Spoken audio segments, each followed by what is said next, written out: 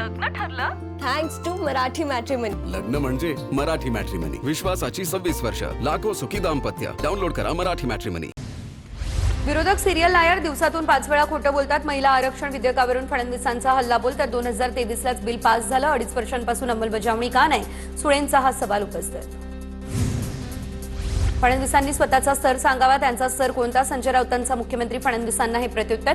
महिलांना आरक्षण देण्यास कुणालाही रोखलेलं नाही आणि कोणतंही विधेयक पाडलेलं नाही. राऊतांची ही प्रतिक्रिया.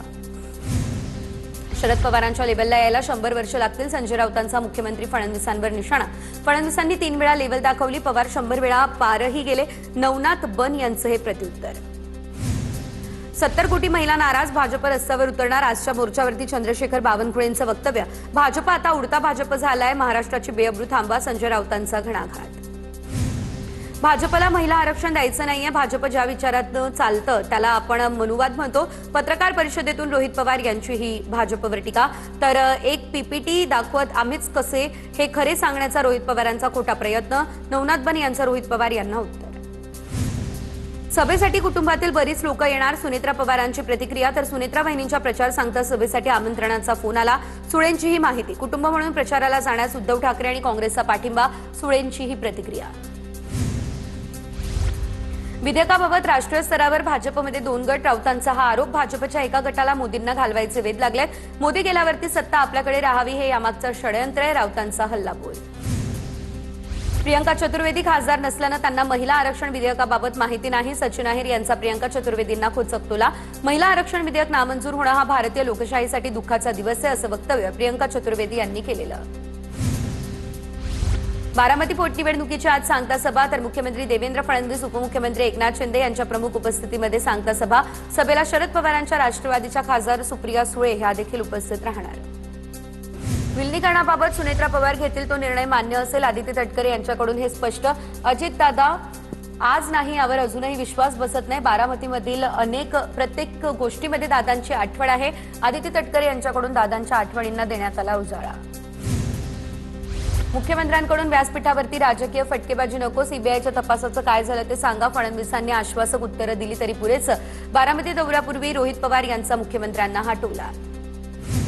महिला आरक्षण विधेयकाच्या समर्थनार्थ महायुती रस्त्यावर उतरणार. आजच्याच मोर्चाचं आयोजन. जांभोरी मैदान ते वरळी डोम दरम्यान मोर्चा निघणार असल्याची देखील माहिती समोर. तपोवन शिवाय गंगापूर रोड या ठिकाणच्या वृक्षतोडी विरोधात मोर्चा निघाला. तपोवन गंगापूर रोड विरोधात या ठिकाणच्या वृक्षतोडी विरोधात मोर्चा. पर्यावरण प्रेमींच्या मोर्चाला मनसेचा देखील पाठिंबा. राज्यातील 17 लाख सरकारी निमसरकारी शिक्षक शिक्षकेतर कर्मचारी आजपासून बेमुदत संपावर. संपामुळे शाळा, रुग्णालय, शासकीय कार्यालयातील कामकाज ठप्प होण्याचे चिन्ह.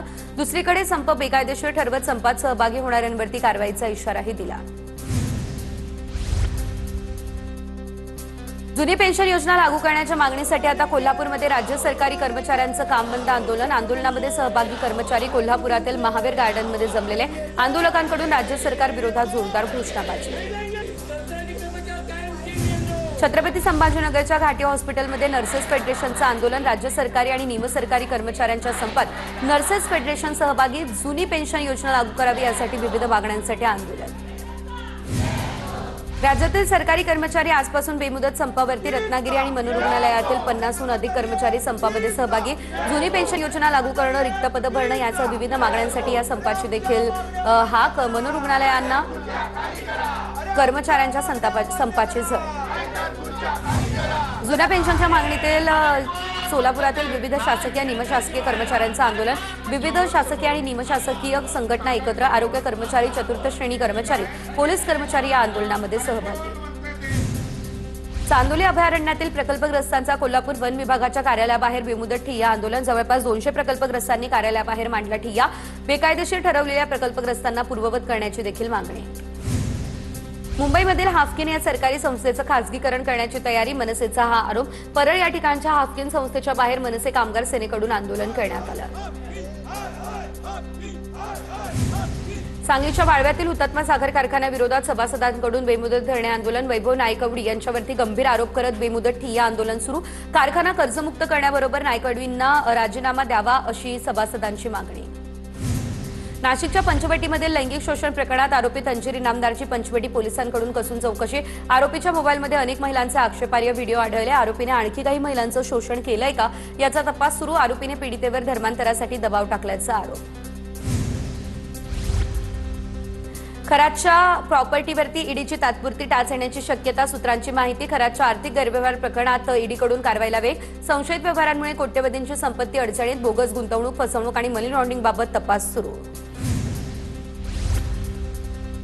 नाशिकच्या सिन्नरमध्ये भोंदू खरातवर आणखी एक गुन्हा दाखल. जगदंबा ग्रामीण बिगर शेती पतसंस्थेमध्ये तक्रारदाराच्या नावावर 32 बनावट खाती. बनावट खात्यातून 57,90,000ची फसवणूक.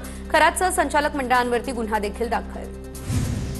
अमरावतीच्या परतवाडामधील आरोपींची पोलीस कोठडी आज संपणार. आरोपी अयान हुज्जर खानची पोलीस कोठडी आज संपणार. आरोपी अयानला आज दुपारी कोर्टामध्ये हजर केले जाईल. सखोल चौकशीसाठी पोलीस कोठडी वाढवून मागणार.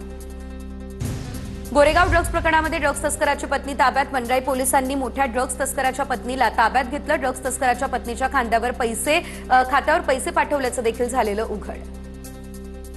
अहिल्यानगरमधल्या भोंदू राजेंद्र गडगेच्या आश्रमात वीज चोरीचा प्रकार समोर. 2.25 लाखांचा दंड ठोठावला. आश्रमात वीज चोरून वापरली जात असल्याचं पाहणीत आलेलं समोर. बीडच्या अंबाजोगाईमध्ये लग्नाचा आमिष दाखवून तरुणीवर 2 वर्ष अत्याचार. लग्नासाठी धर्मांतर करण्याचा दबाव टाकल्याचा पीडितेचा आरोप. आरोपी सलमान पठाणने प्रेमाच्या जाळ्यात ओढल्याची पीडितेची तक्रार. मुस्लिम धर्म स्वीकार कर मगच लग्न करेन, आरोपीने ही अट घातली अशी पीडितेची माहिती. धर्मांतरणाच्या घटना या अत्यंत गंभीर आहेत. भाजपचे नेते सुधीर मुनगंटीवारांचं वक्तव्य. अशा कितीतरी ठिकाणी घटना घडताय, या संदर्भात जनजागृती करणं आवश्यक. मुनगंटीवारांची ही प्रतिक्रिया समोर. नाशिक टीसीएस प्रकरणी व्हॉट्सअप ग्रुपची माहिती एसआयटी तपासात समोर. तर ग्रुप लीडर आक्षेपार्ह मेसेज पाठवून तरुणींचा छळ करत होता अशी सूत्रांची माहिती. व्हॉट्सअप ग्रुपमधून तरुणींच्या मानसिक छळाचा प्रयत्न केला जात होता अशीही सूत्रांची माहिती. यवतमाळमधल्या मुली बेपत्ता होण्याचं प्रकरण. मुख्यमंत्र्यांची यवतमाळ पोलीस अधीक्षकांसोबत चर्चा. संपूर्ण प्रकरणाची मुख्यमंत्र्यांनी ही माहिती घेतली. अशोक उईके यांची ही माहिती. नागपूरमधील धार्मिक चालीरीती आणि संस्कार लादणाऱ्या एनजीओच्या आर्थिक स्रोतांची चौकशी होणार. युनिव्हर्सल मल्टीपर्पज सोसायटी आणि फिक्र एनजीओच्या माजी कर्मचारी तरुणींचीही चौकशी केली जाईल. विधान परिषदेच्या जागेसाठी नागपूरमध्ये भाजपमध्ये रस्सीखेच सुरू. विधान परिषदेत संधी मिळावी यासाठी इच्छुकांची फिल्डिंग. नागपूरमध्ये संजय भेंडे याशिवाय राजू पोद्दार, दयाशंकर तिवारी यांचं नाव आघाडीवर. भाजपकडून नव्या चेहऱ्याला संधी मिळण्याची शक्यता. विधान परिषद निवडणुकीसाठी आता धनगर समाजाला उमेदवारी देण्याची मागणी. ज्येष्ठ नेते दिलीप एडतकर यांना ठाकरेंच्या शिवसेनेने उमेदवारी द्यावी. अमरावतीमध्ये सर्वपक्षीय धनगर नेत्यांच्या बैठकीत मागणी. ठाकरेंनी दिलेलं आश्वासन पाळावं. बैठकीमध्ये सूर उमटला. नितेश राणे यांच्या विरोधात माझगाव कोर्टाने जामीनपात्र वॉरंट काढलं. संजय राऊतांनी दाखल केलेल्या मानहानीच्या खटल्यात सुनावणीला अनुपस्थित राहिल्यानं वॉरंट काढलं.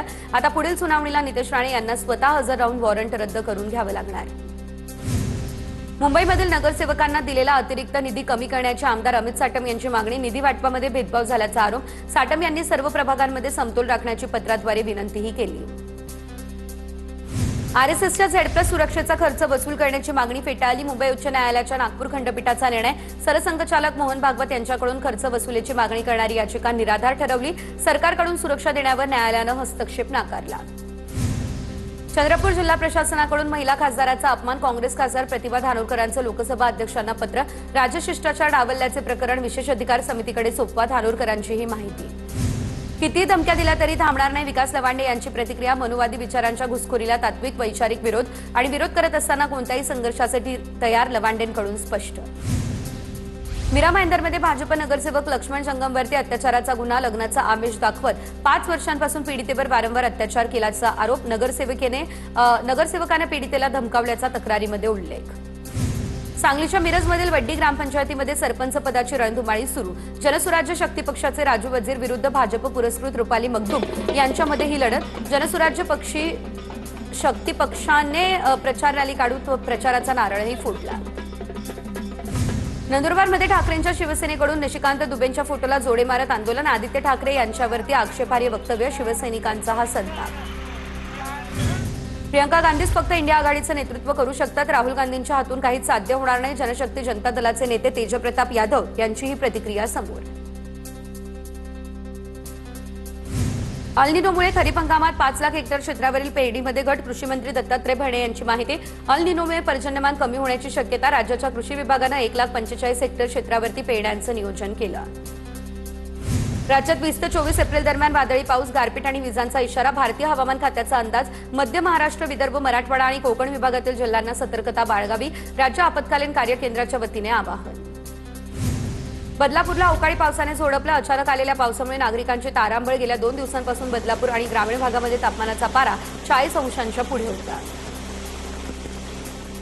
नवी मुंबईमध्ये अवकाळी पावसाची हजेरी. नवी मुंबईमध्ये दिवसभर पावसाचा इशारा. हवामान खात्याचा अंदाज. शहरात ढगाळ वातावरण आणि विविध भागांमध्ये मुसळधार पावसाचीही नोंद.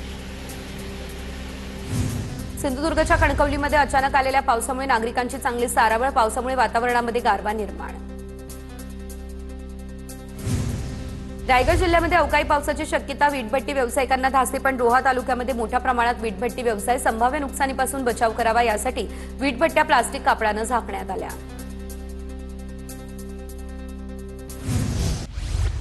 माथेरानमध्ये अवकाळी पावसाची हजेरी. घोडेवाले रिक्षावाल्यांची तारांबळ. अवकाळी पावसानं आल्हाददायक वातावरण निर्माण. कर्जत शहरात जोरदार अवकाळी पाऊस. ढगांच्या गडगडाटासह अवकाळी पावसाची बॅटिंग सुरू. अचानक आलेल्या पावसामुळे तारांबळ उडाली. उकाड्यानं हैराण झालेल्या नागरिकांना पावसामुळे काहीसा दिलासा. नाशिकच्या मालेगावमध्ये मनमाड, बागलाण भागामध्ये अवकाळी पाऊस. विजांच्या गडगडाटासह पावसाची हजेरी. पावसामुळे गहू, कांदा पिकाचं नुकसान. शेतकरी हवालदिल. नांदेडमध्ये हवामान खात्यानं दिलेल्या इशाऱ्यानुसार मेघगर्जनेसह अवकाळी पाऊस. भोकर तालुक्यातील काही गावात वादळी वाऱ्यासह अवकाळी पाऊस. पावसामुळे आता आंबा पिकाचं नुकसान होण्याची देखील शक्यता. यवतमाळ जिल्ह्यात वादळी वाऱ्यासह विजांच्या कडकडाटात अवकाळी पावसाची हजेरी. अचानक आलेल्या वादळामुळे नागरिकांची तारांबळ. काही भागात वीज पुरवठा खंडित. नागरिकांना अंधारात काढावी लागली रात्र. हिंगोलीमध्ये अवकाळी पावसामुळे हळद उत्पादकांचं मोठं नुकसान. तर वाळत घातलेल्या हळदीच्या ताडपत्रीवरून पावसाचं पाणी. अवकाळी पावसामुळे हळद उत्पादकांना आर्थिक फटका बसण्याची शक्यता. अवकाळी पावसानं शेती पिकांचं मोठ्या प्रमाणात नुकसान. पालघर जिल्हा परिषदेच्या पाणीपुरवठा विभागाचा सावळा गोंधळ. उपअभियंत्यांच्या खोट्या सह्या करून देयके काढण्याचा प्रयत्न. उपअभियंता बापू शिंदेंची फसवणुकीबाबत लेखी तक्रार. या प्रकरणाची गंभीर दखल घेत मुख्यमंत्री, कार्यकारी अधिकाऱ्यांनी चौकशीचे आदेश दिले. नांदेडमध्ये युद्धाचं कारण पुढे करत हळदीचे दर पाडले जात असल्याचा शेतकऱ्यांचा आरोप. स्पॉट रेट 16,500 रुपये असताना जिल्ह्यामध्ये 12,000 ते 14,000 रुपये प्रति क्विंटलने हळदीची खरेदी. योग्य तोडगा न निघाल्यास बाजारपेठ बंद करण्याचा स्वाभिमानी शेतकरी संघटनेचा इशारा. गोंदिया जिल्ह्यात मका पिकावर रोगाचा प्रादुर्भाव. ढगाळ वातावरणामुळे मका पिकाचं नुकसान होण्याची भीती. ढगाळ हवामानामुळे शेतकरी चिंतेत. नंदुरबार जिल्ह्यातील 1 लाख शेतकरी पीक विम्याच्या प्रतीक्षेत. पंचनामे होऊनही नुकसानीची भरपाई न मिळाल्यानं शेतकऱ्यांमध्ये तीव्र संताप. खरीप हंगामापूर्वी हक्काची रक्कम न मिळाल्यास तीव्र आंदोलन करण्याचा शेतकरी संघटनेचा इशारा. मोठा मेडिगट्टा धरणाच्या दुरुस्तीचं काम लवकरच सुरू होणार. मुख्यमंत्री रेवंत रेड्डी यांची माहिती. धरण दुरुस्ती झाल्यास शेतकऱ्यांना उन्हाळ्यात मोठा दिलासा मिळेल. पण दुसरीकडे पावसाळ्यात पूर परिस्थिती होणार निर्माण. जळगावच्या 40 गावात ढगाळ वातावरणामुळे तापमानात 7 अंशांची घसरण. पारा 35 अंशांवर. पुढील 2 दिवस तुरळक पावसाचा अंदाज. धुळे शहराला पाईपद्वारे गॅस पुरवठा करण्याची योजना बारगळली. 2022 मध्ये तत्कालीन खासदार सुभाष भामरेंच्या प्रयत्नांमधून या योजनेचा शुभारंभ झालेला. पण 4 वर्ष उलटूनही पीएनजी सेवा सुरू झालेली नाही. त्यामुळे नागरिकांमध्ये रोष. लग्न ठरलं? Thanks to Marathi Matrimony. लग्न म्हणजे मराठी मॅट्रिमनी. विश्वासाची 26 वर्ष. लाखो सुखी दाम्पत्य. डाउनलोड करा मराठी मॅट्रिमनी.